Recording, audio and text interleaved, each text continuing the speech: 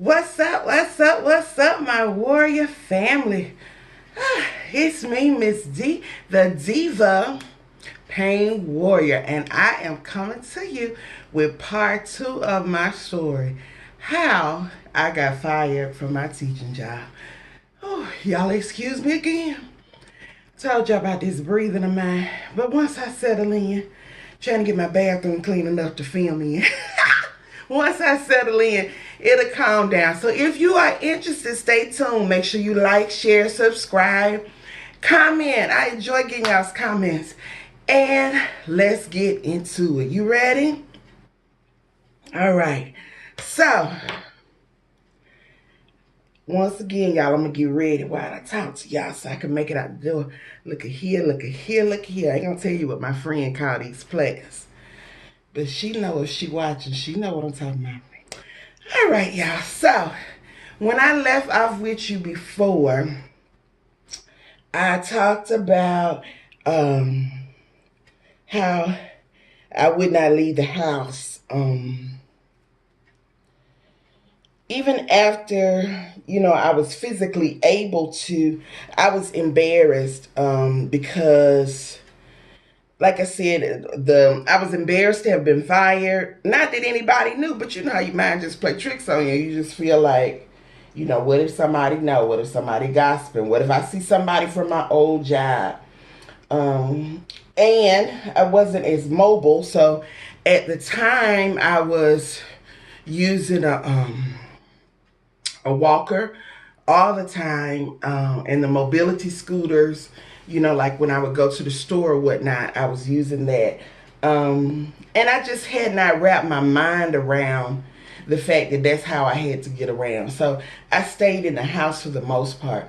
And now 4 years later, I still am much more of a homebody, but not because I'm embarrassed, because I'm not. Whether I use my walker or my cane, or whether it's a really good day and I don't need any of that, I'm not embarrassed by it. It just is what it is. But getting out and getting around is still something that takes some forethought and some planning. But we'll talk about that another day. So anyway, I went to church, and it's my whole family.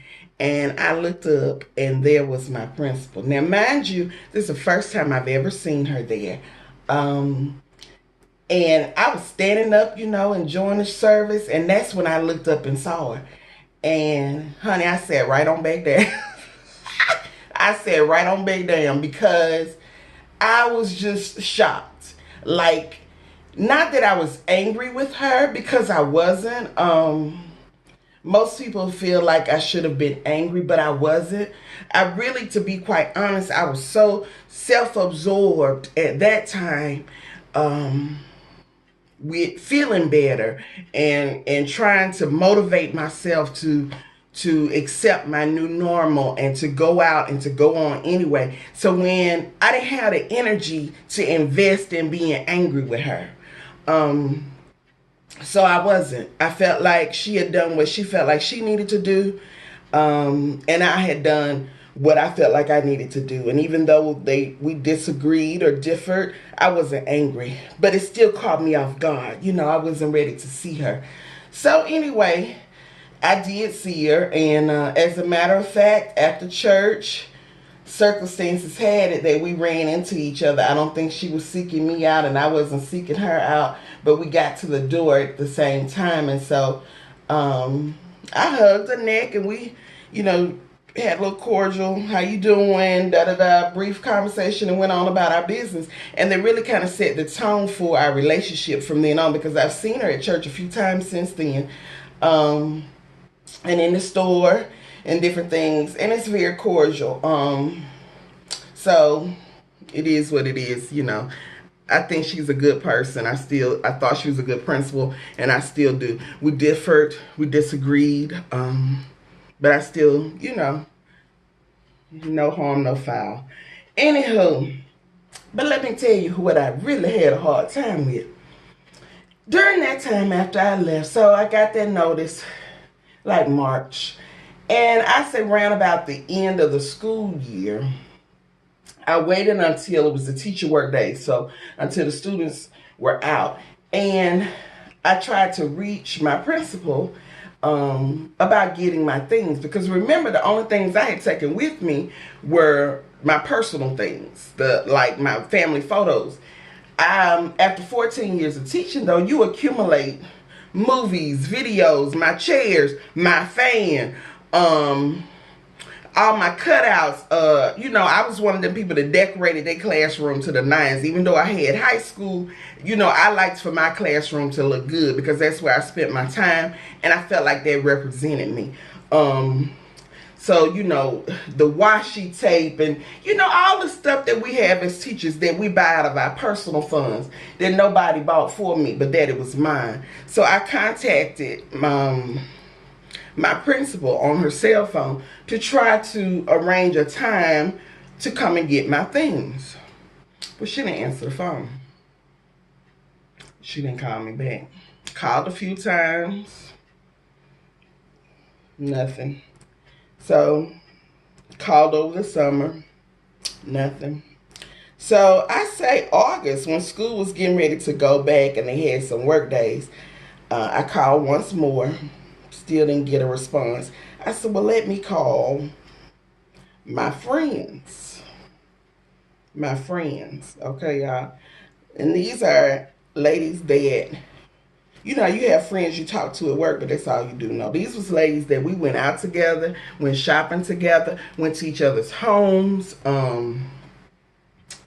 Really, I thought they were my friends. And they hadn't called me after the surgery, but life gets busy and things happen, so I wasn't worried about it or whatever. But I called to see about if they could just pull my things into their room, which I had done for them on more than one occasion. You know how you cover each other's classes and get each other's stuff when the sub gonna be there. And since I was a science teacher, I had more storage than most classrooms had. So I was used to pulling their things, so them I ain't think nothing of it. So I said, well, I called and I left a message, can you pull my stuff, the valuable stuff into your storage room, and I'll pick it up after school. Wasn't asking them to get nobody else's stuff for me, asking them to get my stuff, and stuff they knew was my stuff, okay? Because these people had worked with me and knew. So my good girlfriend says to me, I'll do it if I have time, but I'm trying to do my own stuff. I don't have time to do your stuff. Y'all, now let me insert my little piece right here. Something about Miss D. I am fiercely loyal. I'm talking about ride or die, like for real. We gonna ride this thing till the wheels fall off. So, one, if I had heard tell that they was getting ready to fire my good Judy, I would have called her on the phone and said, girl, you better get up here. I don't care if we had to pull you up here in a wheelchair and work a day or two. They talking about no call, no show. You better make sure they see you because otherwise they're going to try to fire you. That's one. But hey, let's pretend they didn't know that. I still would have pulled my friend's stuff. I'm not finna let nobody come in here and teach over your stuff and put your pictures up on the wall and just act like everything's copacetic and this is everything you've worked for. I ain't gonna do that. That just ain't how I roll. Needless to say, I was not a happy camper about that comment. Well, I didn't say nothing. I decided that knowing myself the way I do, it was best if I just leave it alone. Now, some would say, and did say, my sister said to me, girl, you just gonna leave your stuff up there? Well, I decided that it was best that I not go up there. Because if I didn't go up there, I could keep it cute, and I could maintain some degree of decorum, and I could maintain some degree of sanity, and I could maintain some degree of freedom. Because, you fool around with people long enough, and you will find yourself acting out of character and policemen done came up there, and you'll be trespassing because you done went up there to these folks' school to get your stuff. So, yeah, because it get ugly like that when we get to talking about our stuff. So I decided to let it be. And I hope that the persons that are in my classroom are enjoying my stuff, and that they used it. I pray that it was somebody that was new to teaching and that was really able to benefit and be blessed, and not the people who have been teaching for years and they was just being greedy and did not want to give me back my stuff. I pray that that is what happened. But truth is, I don't know, because to this day, I have still not had conversation. And my so-called friends have reached out to me on Facebook. They have called my phone. They didn't call my phone when I was sick. But they've called my phone and said, "We miss you." And you know what? I smile and I reminisce on the good times, but I keep it moving because I really don't have anything to say. I ain't mad, but I really ain't got nothing to say. Because I feel like, and especially when you've gone 4 years and not had any income. So I didn't tell y'all that. When I went to, after I realized I wasn't working, wasn't going to work, and August came back around and I still did not feel up to working, I went and applied for unemployment because I'd been fired. Well, when I went and applied for unemployment, they responded and said that I had in effect quit my job, no call, no show. So I was not eligible for unemployment. So the fact that those people would not give me back my things, would not try to secure my things, to me that represented money. I could have sold those things to be able to pay some bills, or at least had something for my effort, because after 14 and a half years of teaching, I had nothing.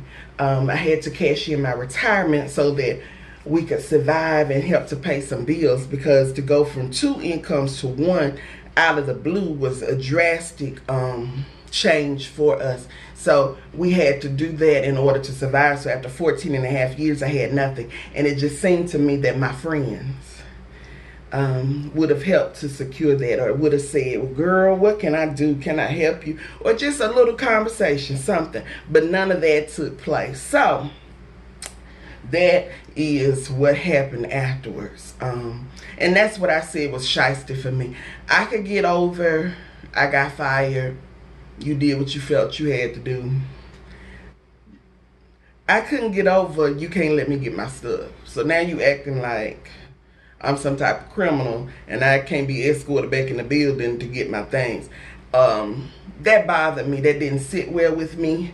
And of course, even though you say it doesn't matter, you do wonder, like, are they talking about me? What did they tell everybody about me? As far as why I didn't come back. Because maybe they knew I was going to get fired, but I didn't know. So, my kids, what happened to them? I don't know. So, yeah. That is the end of that story as to how I got fired. I have fluffed out my twist out, and now I am getting ready to go. Yeah, and now you know the story of the things that lead to be. And sometimes, maybe now, when you see my Warrior Wednesday, you can understand what I'm saying when I say keep it moving and go on anyway, because I know what it is to be lied on and misunderstood, and still keep it moving. All right? I love y'all. Mwah! Like, share, and comment, and I will see you on the next time.